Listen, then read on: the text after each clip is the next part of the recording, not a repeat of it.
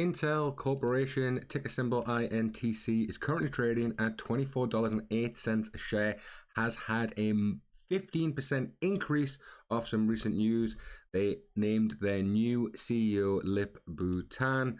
What we'll be doing is talking about him more and what he brings to the company, and then taking it to my automated stock valuation spreadsheet to see if Intel is a buy or a sell using the discounted free cash flow model, dividend discount model, Ben Graham formula for intrinsic value, and the comparable company model. So let's just have a little look here. This is Lip Bhutan. The announcement of the next company's CEO. The company's share price was up 15% as of noon ET. Intel announced yesterday Lip Bhutan is the new CEO yesterday. Tan was previously the CEO of Cadence Design Systems, also had served as Intel board of directors prior to resigning last year. Investors are excited about what his appointment means. He'll step into the CEO role as of March the 18th and is a tech industry veteran, but obviously have his work out for him. Intel is facing tough competition in the chip design space, with the company losing market share in its core PC. Obviously, another major factor is Ten will have to decide the fate of the company's semiconductor foundry business. It's been racking up big losses, but this has been one of the areas that people think is massive. So, market has reacted very, very positively this, up to $24 a share. If we go to a slightly further overview, we'll look at the stock over the last, I'll even do the last 5 years actually. 2021, it was $68 a share. Its highs has dropped off about 60% since then. Its 52-week lows was about $18, which we could buy here back at the start of this year. So let's have a look at my automated stock valuation spreadsheet. We put in the ticker INTC. This will load all the latest company financial data, and we can have a deeper look. If you're interested, check my Patreon.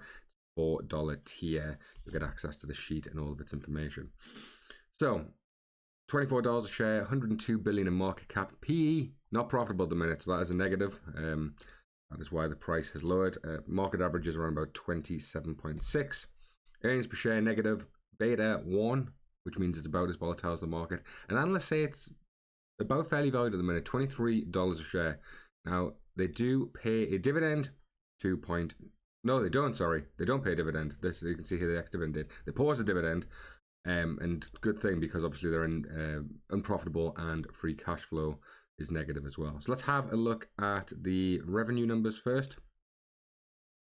53 billion. It's the lowest it's been since 2010 or 2012, actually 2012, 2013. They had all-time high revenues in 21. 78 billion has decreased since then. Net income, we know they're not profitable. First year in a long time, minus 18 billion. Not good. Free cash flow, similar story.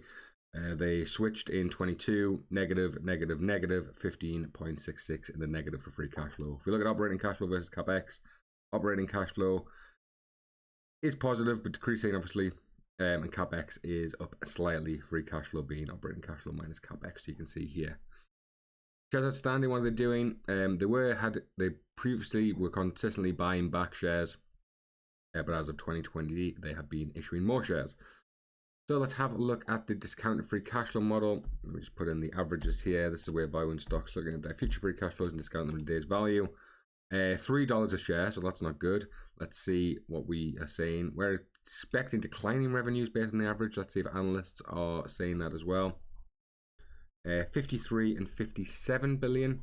And also, if you see here, they're expecting massive growth in the next year. Wow, that'll be interesting for the Ben Graham formula of intrinsic value. So we'll do 53 and 57 billion. We'll say that's about 3.5% a year. $5 a share. Obviously, net income margins, we need to get these up. Let's just say if they can get them back to 3%.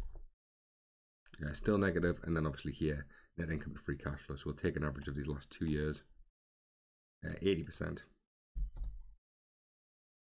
$6 a share. So we need the margins much higher, back to those 10%. And then it would be a buy. But yeah, still far away from the still far away from being a buy on the discount free cash flow model. Dividend discount model, we'll skip that obviously because they paused the dividend.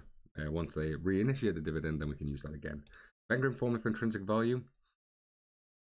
Well, we did see it was 100%, but unfortunately, negative earnings per share. So Ben Graham doesn't like the stock either. So let's have a look at the comparable company model. This is the way of valuing stocks, looking at their competitors. We'll be looking at revenue growth rate, EBITDA, net income, profit margins, price to sales, price to book, and then the specific metrics are EV to revenue, EV to EBITDA, PE, and forward PE.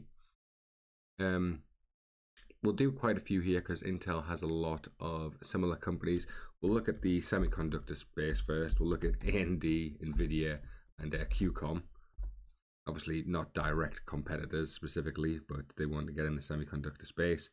Obviously, Intel does not have the valuations as of Nvidia. So revenue, enterprise value, smallest. Revenue, second highest, surprisingly. A negative growth rate. Third highest EBITDA, only not profitable, negative margins. Look at Nvidia and QCOM's margins, absolutely massive. Price to sales, it is the lowest, which is good. Price to book, which is the lowest. And PEG, price to earnings growth, is the second lowest. Ideally, one that's under 1.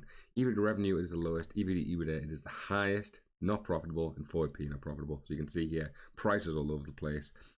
Not a buy in terms of PE, but actually undervalued in terms of EV to revenue versus EV to EBITDA. Some other ones we can look at as well.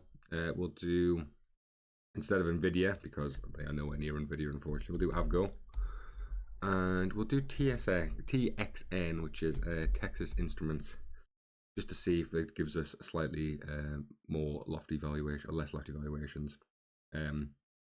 See here, smallest in terms of enterprise value, almost highest revenue, negative growth rates, not profitable. Margins, again, we talk about these. EV to revenue, lowest, buy. EV to EBITDA, towards the top, not profitable. So Intel, very hard to value at the minute because obviously it's not profitable and it's got negative free cash flows.